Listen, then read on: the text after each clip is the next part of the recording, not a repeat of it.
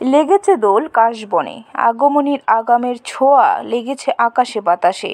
মূর্তি পাড়াতে মৃৎশিল্পীরা ব্যস্ত মায়ের মৃন্ময়ী রূপে সাজিয়ে তোলার জন্য। বাংলা 6টি ঋতুর মধ্যে শরৎ একটি অন্যতম ঋতু, আর এই শরৎ মানে শারদীয়ার আগমনী বার্তা। শরতের মৃদু বাতাস কাশবনে কাশফুলের আন্দোলিত হওয়ার দৃশ্য রাজ্যের চারিদিকে ফুটে উঠেছে। এর থেকে পিছিয়ে নেই তেলিয়ামুড়া শহর। কাশফুলের পাশাপাশি শিউলি ফুল সহ রকমারি ফুলের সৌরভ আকাশে বাতাসে মুখরিত হয়ে উঠেছে। অন্যদিকে শারদীয়ার প্রস্তুতি হিসাবে মূর্তি পাড়াতে চলছে গুটি গুটি করে দুর্গাদেবীর কাঠামো তৈরির কাজ। এমন দৃশ্য পরিলক্ষিত হলো তেলিয়ামুড়া শিববাড়ি স্থিত মূর্তি পাড়াতে গিয়েও। তাছাড়া বাঙালিদের প্রধান দুর্গোৎসব তবে এখন শুধু বাঙালি নয়, জাতি জনজাতি সকলেরই প্রধান উৎসব দুর্গোৎসব হয়ে উঠেছে। হাতে গোনা আর মাত্র কয়েকটা দিন বাকি। প্রত্যেক বছর শরতের এই পুণ্যতিথিতে কাশফুলের দোলা দেখে আমরা বুঝতে পারি যে মা দুর্গার আগমনের সময় এসে গেছে।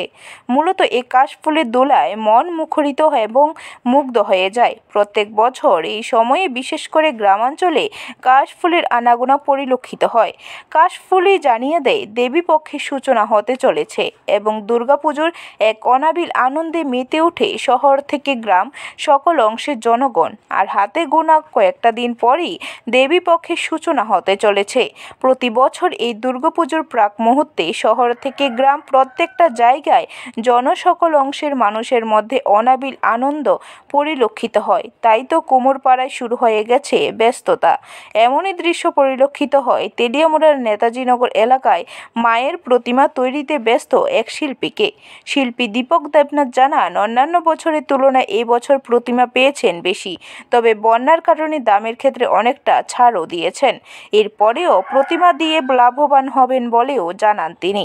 শিল্পী দীপক দেবনাথের বাড়িতে গিয়ে একটি সুন্দর দৃশ্যের দেখা মিলল। 9 বছরের দেবজিৎ বাবা দীপক দেবনাথের সাথে একেবারে সমানতালে কাঁধে কাঁধ মিলিয়ে দুর্গা প্রতিমা তৈরি করছে। দেবজিতের সাথে কথা বলে জানা গেছে, নিছক আগ্রহের বশে ছোট থেকে সে মূর্তির কাজে বাবার সাথে থেকে, তবে এই বছর সে নিজে সম্পূর্ণ একা একটা মূর্তি তৈরি করছে বলেও জানা গেছে। আগামী দিনে দেবজিতের মতো কিশোর তরুণদের দেখানো পথের মৃৎশিল্প আরও অনেকটা এগিয়ে যাক প্রত্যাশা এখানেই। এবারের মূর্তি তৈরির সার্বিক বিষয় নিয়ে নিজের অভিমত ব্যক্ত করতে গিয়ে মৃৎশিল্পী দীপক দেবনাথ দাবি করেছেন, অন্যান্য বছরের তুলনায় এবারের চাহিদা থেকে শুরু করে বাজার ব্যাপক ভালো, তবে কারিগরের অভাবে এবছর চাহিদা থাকলেও বেশি মুক্তির অর্ডার রাখতে পারেননি বলে খানিকটা আটকে প্রকাশ করেছেন দীপকবাবু। তবে বাকি অন্যান্য মূর্তি কারিগরদের মতো করে দীপকবাবু আশা প্রকাশ করছেন সবার সার্বিক সহযোগিতায় ভর করে এবার শারদ উৎসব সাফল্যমণ্ডিত হবে। এদিকে মহকুমার অন্যতম ক্ষুদে মৃৎশিল্পী হিসেবে যেভাবে দেবজিৎ উঠে আসছে তা থেকে অন্তত ইতিবাচক একটা বার্তা আমরা পেতেই পারি যে আগামী দিনে এই দেবজিতের দেখানো পথে মৃৎশিল্পের বিকাশ সাধন হবে। এই কি মনে করছেন, প্রত্যেক বছর এবার মূর্তির চাহিদা অনুযায়ী বা বাজারের যে দ্রব্যমূল্য বৃদ্ধির সাথে তাল মিলিয়ে আপনাদের কীরকম এবার লাভের মুখ দেখতে পারবেন কি? এবার অন্যান্য বছরের তুলনায় পূজা বেশি হয়েছে এবং দ্রব্যমূল্য ঠিক আছে। আমরা আমাদের পক্ষ থেকে বন্যা যারা প্রবলিত হয়েছেন যে গ্রামগুলি, ওদেরকে 100 টাকা করে আমরা সাবসিডি দিয়েছি। যার যেরকম মূর্তির রেট তারপরে 100 টাকা করে আমরা সাবসিডি দিয়েছি। ওরা বলেনি, আমরা নিজের থেকে করেছি। আপনার কি মনে হচ্ছে যে এবার মূর্তির আপনার তো মূর্তির ব্যবসা করেই সংসার প্রতিপাদন? হ্যাঁ, আমি এত বছর ধরে মূর্তি ব্যবসা করি। তো আপনার সংসার ঠিকভাবে প্রতিপাদন করতে পারছেন এই মূর্তি? হ্যাঁ, আমি পারছি, আমার কোনো অসুবিধা হচ্ছে না। আমার ছেলেমেয়েরা ইংলিশ মিডিয়ামে পড়ছে, ওদেরকে পড়াচ্ছি। আমার যারা স্টাফ আছে ওদেরকে বেতন দিচ্ছি এবং আমি সর্বত্র কাম করে যাচ্ছি।